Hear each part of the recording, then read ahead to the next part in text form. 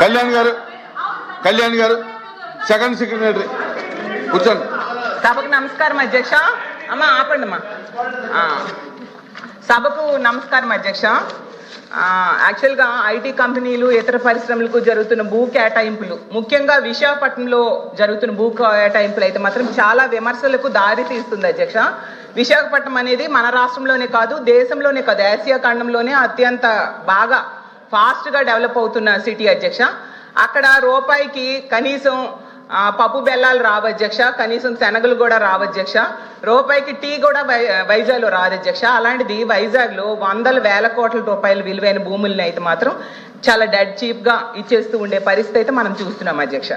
అయితే మనం గతంలో ఒక నానుడు ఉండేది, 99 రూపాయలకే బాటా రేట్ అని. మరి ఇప్పుడు 99 పైసలకే ఏ రేట్ అనాలో అర్థం కావట్లేదు అధ్యక్ష. మన పాత రాజధాని హైదరాబాద్ తీసుకుంటే అధ్యక్ష ఎకరా 150 కోట్లకి అక్కడ ఇస్తున్నారు అధ్యక్ష, ఇక్కడ మాత్రం ఎకరా 150 పైసలకే ఇస్తున్నారు అధ్యక్ష. మరి ఇందులో ఏంటి ప్రాబ్లమో నాకు అర్థం కావట్లేదు. అలాగే ఇంకా పునాది స్థాయిలో ఉన్న అమరావతిలో కూడా ఇస్తున్న భూముల ధరల కంటే మా విశాఖపట్నంలో ఇంకా తక్కువకి ఇస్తూ ఉన్న పరిస్థితి అధ్యక్ష. యాక్చువల్గా భూ కేటాయింపులు అనేవి వెనకబడిన ప్రాంతాలు, మారుమూల ప్రాంతాల్లో తక్కువ ధరకి ఇస్తారు, ఎందుకంటే ఆ ప్రాంతం అభివృద్ధి చెందాలని, అలాగే అక్కడ చీప్గా కూడా ధరలు భూములు ఉంటాయి కాబట్టి ఇస్తూ ఉంటారు అధ్యక్ష. మరి ఎంత కాస్ట్లీ ల్యాండ్ని ఎందుకు తక్కువకి ఇస్తున్నారో ప్రభుత్వమే చెప్పాలి అధ్యక్ష. ఇంకోటి ఏంటంటే టీసీఎస్కి 99 పైసలకే ఇచ్చామనేసి బాగా బ్రాండింగ్ చేసుకున్నారు, మంచిదే అధ్యక్ష. అయితే టీసీఎస్ అంతకి ఇవ్వాలని డిమాండ్ చేసిందా లేదా ప్రభుత్వమే ఆఫర్ చేసిందా తెలియదు కానీ అధ్యక్ష, ఐటీ కంపెనీలకు ఇస్తామని చెప్పి రియల్ ఎస్టేట్ కంపెనీలకు అయితే భూములు అత్యంత తక్కువ ధరలకైతే ఇచ్చేస్తున్నారు అధ్యక్ష. ఇప్పుడే చెప్పినట్టుగా రహేజా డెవలపర్స్కి 99 పైసలకేమో 27 ఎకరాలు కట్టబెట్టడం జరిగింది అధ్యక్ష. అలాగే అడ్రస్ లేని వర్సా కంపెనీకి డెడ్ చీప్ గా 3,000 కోట్ల రూపాయల భూమిని కట్టబెట్టాలని ట్రై చేశారు అధ్యక్ష. మాట్లాడినివ్వండి మంత్రి గారు ప్లీజ్. వన్ సెకండ్ అధ్యక్ష, మళ్ళీ నేను ప్రశ్నిస్తున్నా. నేను 5 కంపెనీలని చెప్పాను అధ్యక్ష. 6వ కంపెనీ పేరు మేడం గారు ప్రస్తావించారు, ఆధారాలు పెట్టమన్నాడు. హౌస్ ఆరోపణలు చేసి బయటకు వెళ్తాను. మేడం గారిని ఇప్పుడు ఆధారాలు పెట్టమని లేటెస్ట్ చేస్తూ విత్డ్రా ది స్టేట్మెంట్ అధ్యక్ష. అంతేగాని ఉరిసాకు మేము ల్యాండ్ ఎక్కడ ఇచ్చావు అధ్యక్ష? వీఆర్ నాట్ గివెన్, మేము ఇవ్వలేదు అధ్యక్ష. చాలా స్పష్టంగా నేను చెప్పాను, 5 కంపెనీలకే ఇచ్చానని చెప్పాను. ఒరిస్సాకి నేను ల్యాండ్ ఇచ్చానని మేడం గారు నిరూపిస్తే no problem, I will withdraw my statement. లేదంటే మేడం గారు స్టేట్మెంట్ విత్డ్రా చేయాలి. లేదంటే ఏదో ఆరోపణ చేసి మేము బయటకు వెళ్ళి తలపించండి, మేము ఒప్పుకోవడానికి సిద్ధంగా లేదు. We are not willing to take that. ఒరిస్సాకి ఇచ్చామని అంటున్నారు అధ్యక్ష, దయచేసి కరెక్ట్ కాదు అధ్యక్ష. మేడం గారు వివరాలు ప్రజల ముందర పెట్టమని కోరుతున్నారు అధ్యక్ష. మాధవరావు ఇప్పుడు సెకండ్ సెక్రటరీ మాట్లాడుతున్నారు, మీరు లేచి మాట్లాడతారు ఎందుకు? నా కూర్చోండి మంత్రి గారు. 1 మినిట్ అమ్మా 1 మినిట్ మంత్రి. గత సెషన్ లో కూడా ఇదే విషయం విమర్శిస్తే మేము ఇవ్వలేదు, ఇచ్చినట్టుగా నిరూపించండి అని చెప్తే మళ్ళీ అదే అలిగేషన్ చేస్తున్నారు. నేను అడుగుతున్నాను, మీరు కూడా ఉత్తరాంధ్రకు చెందినవారు. ఉత్తరాంధ్ర అనేది వెనకబడిన ప్రాంతం. ఎక్కడికి వెళ్ళినా సరే, ఈ దేశంలో ప్రపంచంలో ఎక్కడ చూసినా సరే ఉత్తరాంధ్ర వాళ్ళు అక్కడ పనిచేస్తున్నారు అధ్యక్ష.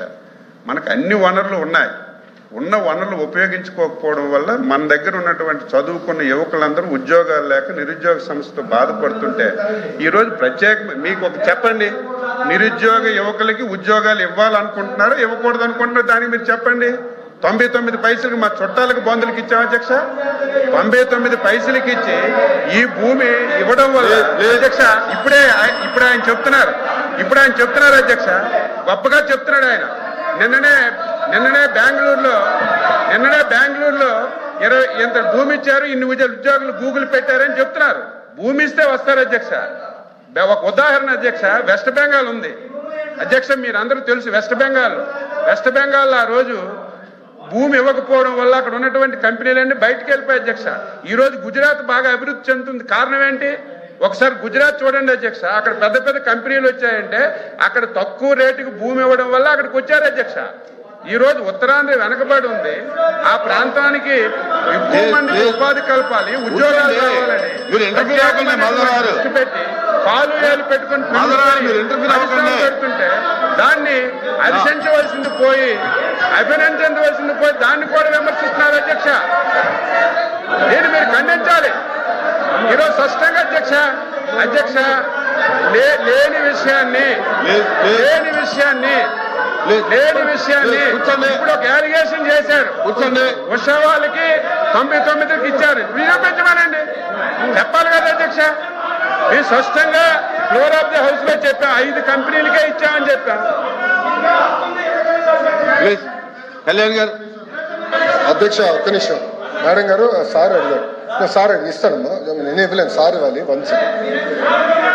మాధవ్ గారు మీకు వినేదానికి ఓపిక ఉంటే సమాధానం చెప్పేదానికి సిద్ధంగా ఉన్నాం. మీకు వినేదానికి ఓపిక లేకపోతే నేను సమాధానం చెప్పలేను. ఎందుకు అరుస్తున్నారు అధ్యక్ష? మైక్ మీరు ఇస్తారు, మాట్లాడచ్చు అధ్యక్ష. ఎందుకు అరుస్తున్నారో నాకు అర్థం అవట్లేదు అధ్యక్ష. దయచేసి కూర్చోండి, ఎందుకు కంగారు పెడుతున్నారు? ఒక్క నిమిషం, సమాధానం చెప్పమంటారా వద్దా? ప్లీజ్ ప్లీజ్ కూర్చోండి. మాధవ్ గారు మీరు అడిగిన ప్రశ్నకి సమాధానం చెప్పమంటారా వద్దా? ప్లీజ్ దయచేసి మెంబర్స్ కూర్చోండి. నేను సమాధానం చెప్పలేను సార్. రావులా కూర్చోండి, మీ సీట్లో కూర్చోండి. రావులా సార్ మళ్ళీ ప్లీజ్ నేను కూర్చోండి. ఇప్పుడు ఆయన ఒక ప్రశ్న అడిగారు అధ్యక్ష.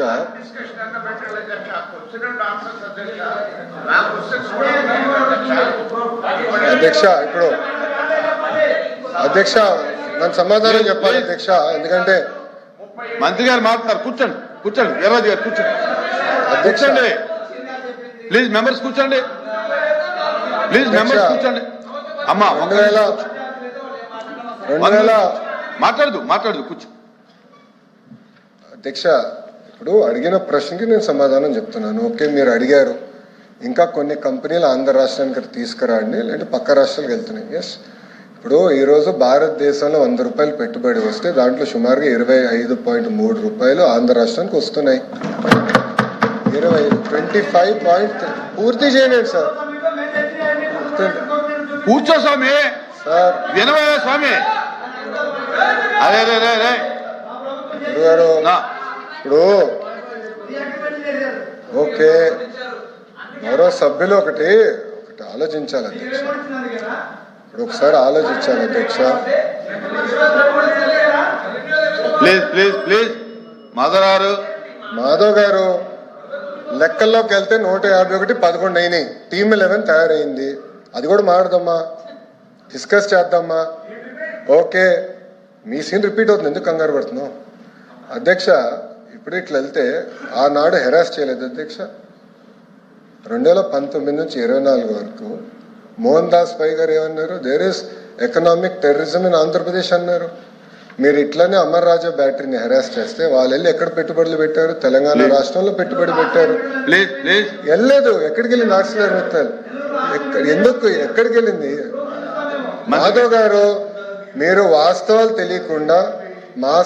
తెలియకుండా మీరు మాడటం కరెక్ట్ కాదు. ఆర్సిలర్ మిత్తల్ ప్రాజెక్ట్ ఉత్తరాంధ్రకు వస్తుంది. మేము భూములు కేటాయించాం, ఎన్వైరన్మెంటల్ క్లియరెన్స్ చేయించాం. పక్క రాష్ట్రాల్లో 10 సంవత్సరాల ప్రాజెక్ట్ ముందరికి వెళ్ళకపోతే ఇక్కడ ఉన్న మా మంత్రి టీజీ భరత్ గారి నాయకత్వంలో 16-17 నెలల్లో వాళ్ళని తీసుకొచ్చాం. That is going to be India's largest steel plant. ఒక విశాఖపట్నంలో 2వ స్టీల్ సిటీ మేము కట్టబోతున్నాం. ఎందుకు కంగారు పడుతున్నారు? ఎందుకు అధ్యక్ష? అన్ని ప్రశ్నలు సమాధానం చెప్తున్నా. మాధవ్ గారు కొంచెం బీపీ ఎక్కువైంది, బీపీ బిల్ ఇవ్వండి, కొంచెం కామ్గా ఉంటారు. ఇప్పుడు ఆయన గూగుల్ గురించి ఒక ప్రశ్న అడిగారు అధ్యక్ష. న్యూస్లో వచ్చింది, గూగుల్ ఎక్స్పాన్షన్ ఒక రాష్ట్రంలో చేస్తున్నారు. అక్కడ ఏం రాశారు? చాలా స్పష్టంగా ఆఫీసు అద్దెకి తీసుకుంటున్నారు అని వాళ్ళు చెప్పారు. ఇప్పుడు నేనేమంటున్నానంటే అధ్యక్ష, దాన్ని పూర్తి చేయమంటారా? ఎల్ఓపి గారు, you can not dictate terms. Let me answer my question. Madhav గారే ప్రశ్న వేస్తారు, మాధవ్ గారే సమాధానం అధ్యక్ష, బేసికలీ నాకు అర్థమైంది ఏంటంటే ఆంధ్ర రాష్ట్రానికి పరిశ్రమలు రాకూడదు అనేది ఒక లక్ష్యంగా పెట్టుకుంది వైకాపా పార్టీ. ఎన్నో పరిశ్రమలు తరమేయాలని ఒక లక్ష్యంగా పెట్టుకున్నారు. అధ్యక్ష, నేను సూటిగా ప్రశ్నిస్తున్నా, టీసీఎస్ కి భూమి ఇస్తాం తప్ప, కాగ్నిసెంట్ కి భూమి ఇస్తాం తప్ప, మదర్సన్ కి భూమి ఇస్తాం తప్ప. It is the government policy. Government ఏ నిర్ణయం తీసుకుందంటే పక్క రాష్ట్రాలతో మనం పోటీ పడాలి. విశాఖపట్నంలో ఐటీ ఎకో సిస్టమ్ లేదండి.